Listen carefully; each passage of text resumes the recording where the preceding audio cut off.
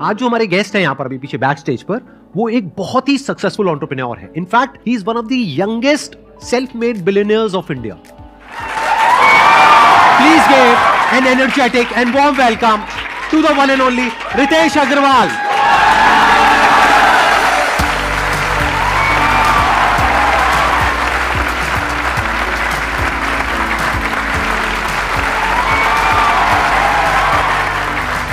Please बैठिए. How old were you जब आपने शुरू किया था? I started at 18 और कई बार मैं भी I used to feel down as well. तो मुझे पता है आप कई सारे और एंटरप्रेन्योर से मिलते हैं जिन लोगों ने बिजनेसेस बड़े समय से बनाए हुए हैं, बट मैं शायद आपसे पहला एंटरप्रेन्योर मिल रहा हूँ जो who has also grown up being motivated by you. So thank you so much. Good to know that. सबसे पहले तो आपसे ये समझना चाहूंगा कि आइडिया आपके माइंड में कहाँ से आया? देखिए, सबसे पहले तो मैंने कंपनी शुरुआत करी थी जब मैं जस्ट हाई स्कूल से बाहर निकला था. तो उस समय मैं इंटर्नशिप्स करने लगा था छोटी छोटी कंपनियों में कि एक वेबसाइट बनवा लीजिए, सोशल मीडिया पेज बनवा लीजिए एंड सो ऑन. तो उससे थोड़ी स्टाइपेंड मिलती थी और मुझे ट्रैवल करने का बड़ा शौक था. तो मैं यहाँ पे आनंद विहार ISBT से बस लेकर के कहीं पे भी, जहाँ पे भी बस लेकर के जा सके, चाहे उत्तराखंड हो, राजस्थान हो, हिमाचल हो, वहाँ जाने की कोशिश करता था. वहाँ पे रहने की जगह सारी महंगी होती थी, तो मुझे छोटी छोटी गेस्ट हाउसेस, हॉलिडे होम्स, इस तरह की जगह मिलती थी जिनको जनरली लोगों ने डिस्कवर नहीं किया होता था, पर आपको 300 रुपये, 500 रुपये, 800 रुपये में ठीक साफ सुथरा जगह मिल जाता था. तो मेरी शुरुआत इस चीज़ से हुई कि मैंने देखा कि ये सारी जगह काफ़ी अवेलेबल हैं पर अननोन है एक तरीके से. तो उसको जो है मैंने एक वेबसाइट में डिस्ट्रीब्यूट करना शुरू किया कि इन जगहों में अगर आप रहें, उत्तराखंड में, हिमाचल में, राजस्थान में, आपको सस्ते दाम में प्राइस पे जगह मिलेगी. उससे शुरुआत किया मैंने ओरेवल का. 1 साल तक वो बिज़नेस चलाया. वो बिज़नेस चला नहीं, क्योंकि सबसे बड़ी चैलेंज ये थी कि बुकिंग तो आप करवा लीजिए, पर सर्विस क्वालिटी मेंटेन होगा कि नहीं, उसकी जिम्मेवारी कोई नहीं ले रहा था. तो उसके बाद मैंने सोचा कि अगर यही सबसे बड़ा प्रॉब्लम है तो मैं इसी को सॉल्व कर लेता. तो जो पहली गेस्ट हाउस, कई सारे जो हमारे पास छोटे गेस्ट हाउस गुड़गांव में भी हमारे साथ जुड़े थे, उनमें से एक को मैंने कहा कि आप जो है, आपकी प्रॉपर्टी को मैं सर्टिफाई करूँगा, थोड़ी क्वालिटी इंप्रूव करूँगा, जिससे आपकी ऑक्यूपेंसी बढ़े, और मैं जिम्मेवारी लेकर के हर 2-3 दिन आके आपकी प्रॉपर्टी चेक करूँगा, ऑडिट करूँगा, और पहले 1-2 महीना तो मैं ही आपका front office manager, check in, checkout, cleaning, सब कुछ मैं ही देखूँगा. उनकी प्रॉपर्टी में टोटल ऑक्यूपेंसी 20% से कम चलती. सिर्फ शादियाँ जब होती थी साउथ सिटी 1 एरिया में गुड़गांव में, तब शादियों में उनकी प्रॉपर्टी यूज़ की जाती थी, उसके अलावा खाली रहता. तो उन्होंने कहा कि मुझे आप पे ऐसे तो भरोसा नहीं हो रहा है, क्योंकि अगर मैं लगा हुआ हूँ इतने समय से और उसके बाद प्रॉपर्टी में ऑक्यूपेंसी नहीं आ रही, तो आपके आने पे कैसे ऑक्यूपेंसी बढ़ जाएगी. पर ठीक है, मेरा जितना अभी सिचुएशन इतना बुरा ऑक्यूपेंसी का, इससे बुरा तो और हो ही नहीं सकता, जो होगा इससे बेहतर ही होगा. तो चलो, आपको मैंने कुछ महीने के लिए प्रॉपर्टी दी, आप चलाइए, देखिए क्या होता है क्या नहीं होता है. अब उस प्रॉपर्टी में हमने 3 चीज़ें करी. सबसे पहला चीज़ हमने ये किया कि मैंने जाकर के ऑनलाइन वेबसाइट्स में देखा कि कौन सी प्रॉपर्टी टॉप रैंक में आती हैं बजट वाली. मैंने देखा कि उन सब की फोटोज़ और इंटीरियर्स अच्छे होते हैं. तो इंटीरियर्स में जो वाइट लाइट थी उसको इस तरीके का मैंने वार्म लाइट से रिप्लेस कर दिया और 2-3 पेंट लगा दी. टोटल खर्चा पर कमरे का 4-5 हज़ार रुपये का आया होगा, जो कि ओनर से ही मैंने रिक्वेस्ट किया कि आप ही की प्रॉपर्टी में निवेश कर रहे हैं तो आप ही लगा दीजिए, मेरे पास तो कुछ है नहीं. उस होटल के साथ में आपने टाई अप किया, लेकिन आपने कुछ इन्वेस्ट नहीं किया? कुछ इन्वेस्ट नहीं किया, पर मैंने आइडियाज़ लगाए कि कैसे इसको इंप्रूव किया जा सके. डायनेमिक प्राइसिंग लाई. तो होटल का प्राइस पहले हमेशा 2,000 रुपये पे फ्लैट रहता था पूरे साल. मैंने कहा कि पहला 3 कमरा 999 में सेल होगा, 999. आप लोगों ने सुना होगा जब ओयो शुरू हुआ था, हमने कहा था स्टार्टिंग एट 999. उसके बाद में पहला 3 रूम 999 पे बिक जाए, उसके बाद हर रूम पे मैं 100 से 150 रुपीज़ बढ़ा देता प्राइस, क्योंकि एक बार वॉल्यूम बढ़ जाता. आपने इंटरनेट पे देखा होगा, बाय पॉपुलैरिटी या बाय क्वालिटी आप या फिर बाय प्राइस आप सॉर्ट कर सकते हैं होटल्स को. तो मेरा होता था कि बाय प्राइस पहले सॉर्ट करके 3 बुकिंग आ जाए, जिससे फिर बाय पॉपुलैरिटी में हम टॉप रैंक में आ जाएंगे, तब ज़्यादा प्राइस बन जाएगा. प्लस ये भी एक और इसका बेनिफिट है कि अगर 999 में कोई रुका है और उसको वैल्यू मिल गई 2000 की, तो वो रिव्यूज अच्छे मिलेंगे, तो वो रिव्यूज में भी आप टॉप पे आने लग जाओगे, जैसे कि रिव्यूज में मिले जल्दी से जल्दी, और उससे आपका जो रिव्यूज में आप टॉप रैंक में आने लग जाएंगे. राइट. तो सिर्फ इससे जो है मैंने पहला होटल शुरू किया. पहले महीने के एंड में यादव जी की प्रॉपर्टी 90% प्लस ऑक्यूपेंसी में पहुंच चुकी थी.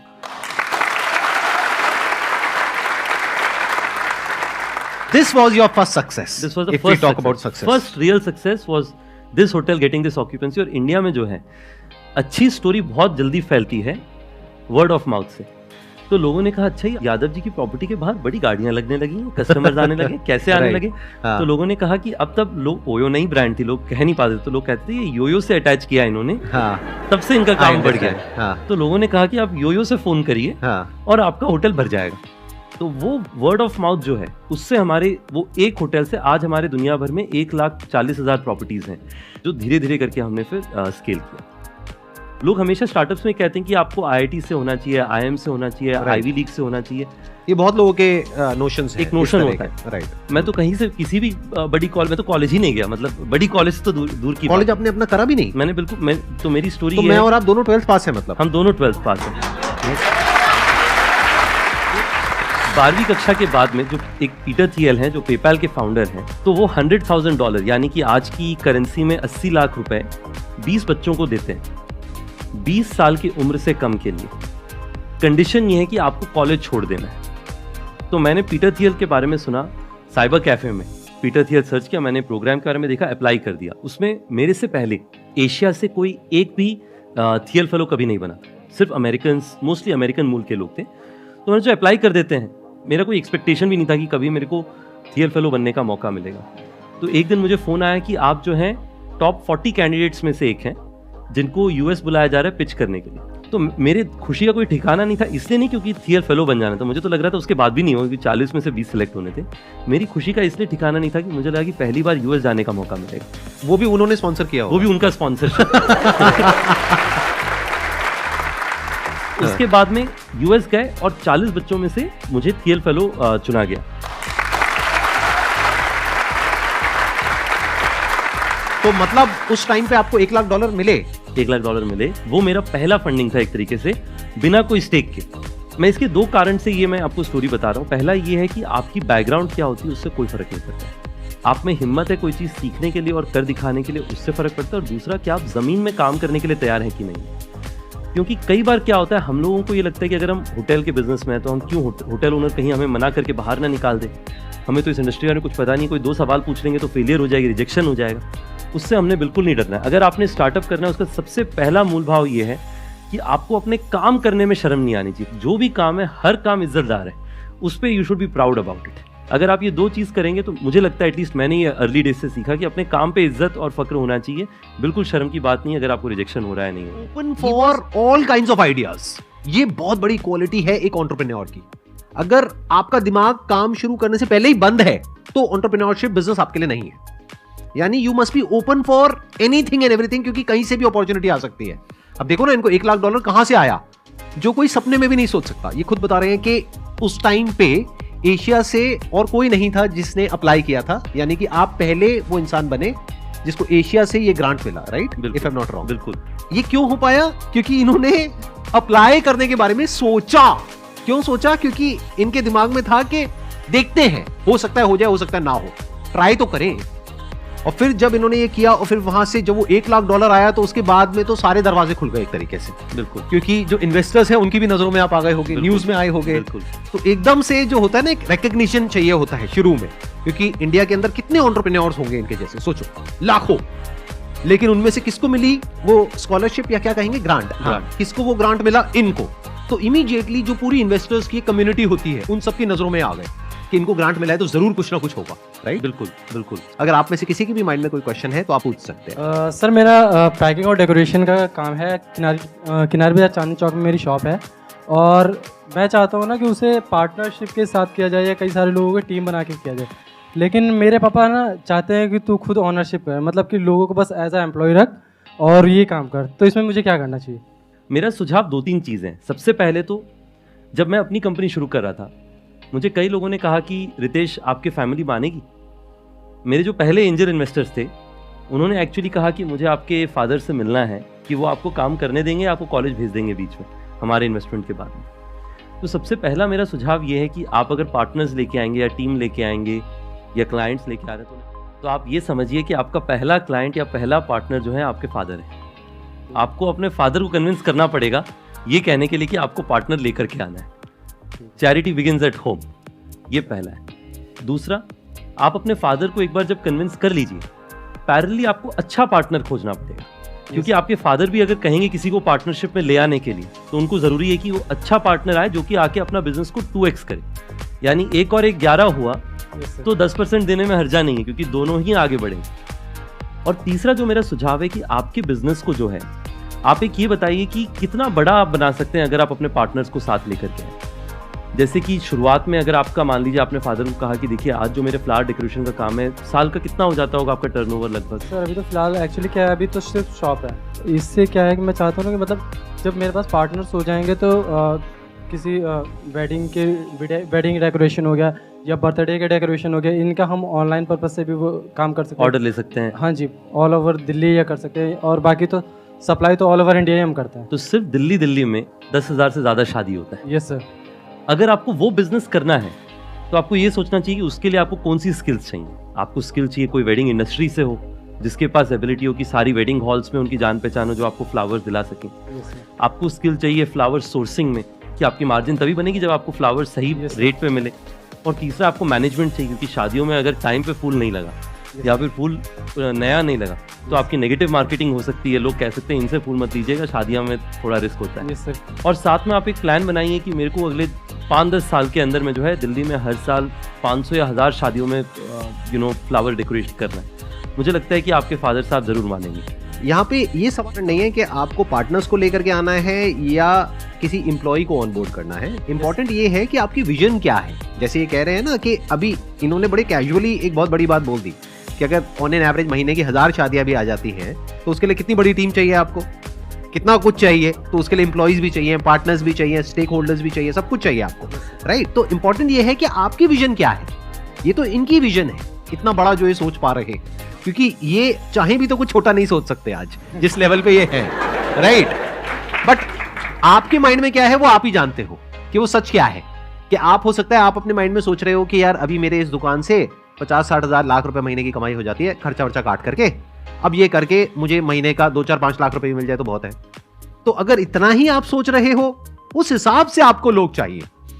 तो जैसे इन्होंने जो भी स्टेप्स बताए वो बिल्कुल परफेक्ट हैं। पहले अपने फादर को कन्विंस करिए। अगर आपके फादर मना कर रहे हैं कि पार्टनरशिप में मत करिए, तो हो सकता है उनका कुछ खराब एक्सपीरियंस रहा हो पार्टनरशिप से रिलेटेड, तो कोई रीजन हो जिस वजह से वो बोल रहे हैं। तो ये भी देखना जरूरी है कि जिसके साथ आप पार्टनरशिप करने का सोच रहे हैं, क्या उसकी विजन आपके साथ में अलाइन हो भी रही है, नहीं हो रही है, या वो कुछ और ही सोच करके आ रहा है या आ रही है, व्हाटएवर। तो ये इंपॉर्टेंट है बिजनेस में। विजन इंपॉर्टेंट है कि आपकी विजन क्या है, कहां तक देख पा रहे हो। In fact I think, please correct me if I am wrong, आपके करियर में जो सबसे बड़ा जो टर्निंग पॉइंट रहा होगा, ये जो आप यूएस गए और आपको ग्रांट मिला, I think this must have been the biggest turning point of your life in terms of thinking big. नहीं, बिल्कुल। आई थिंक ये तो एक बहुत बढ़िया बात बता रहे हैं सर। सबसे पहले तो I fully agree with sir in saying कि आपको एक अपने तरफ से क्लियर होना चाहिए कि मैंने क्या करना है।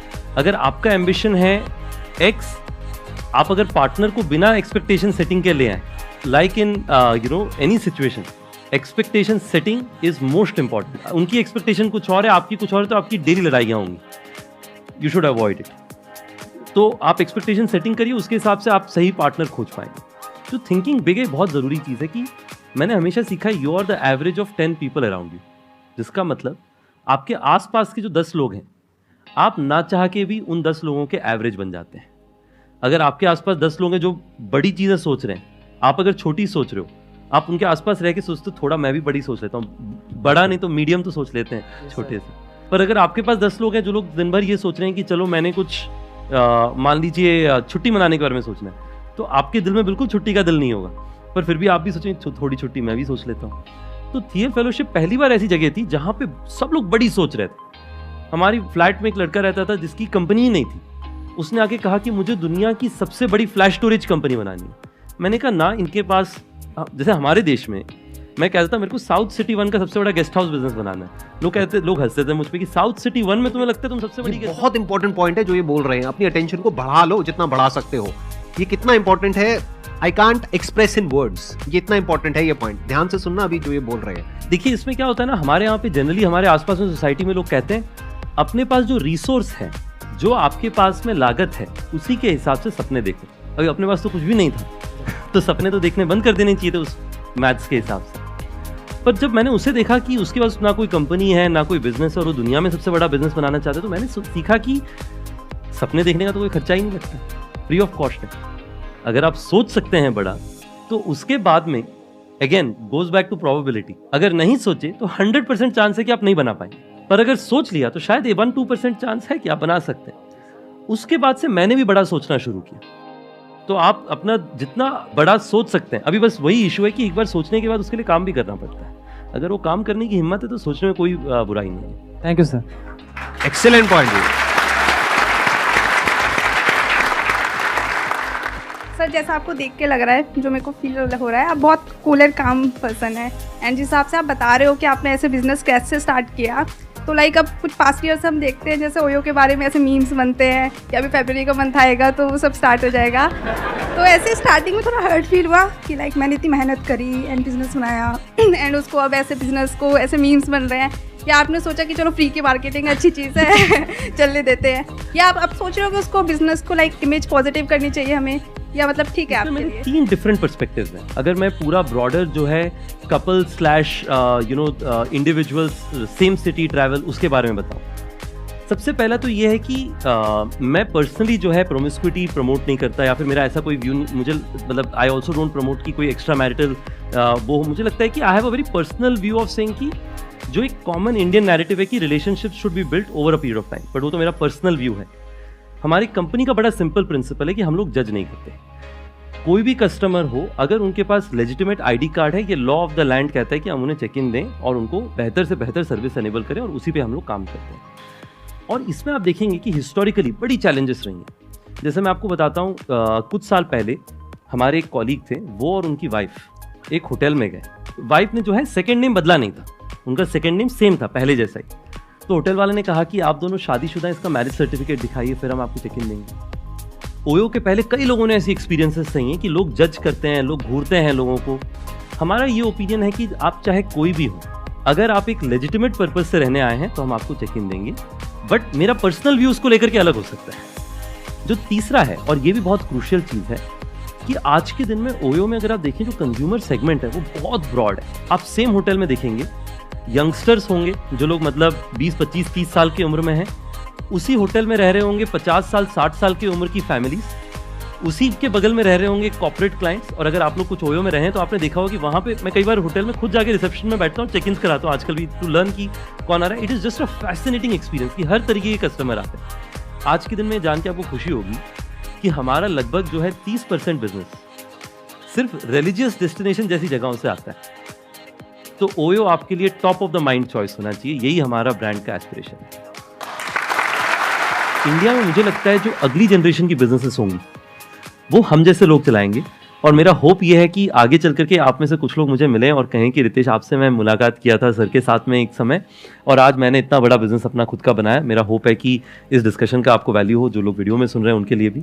और last but not the least, मुझे ये लगता है कि इन कॉन्वर्जेशन से मुझे खुद को भी एक चीज़ सीखने को मिलती है कि to be close to your roots.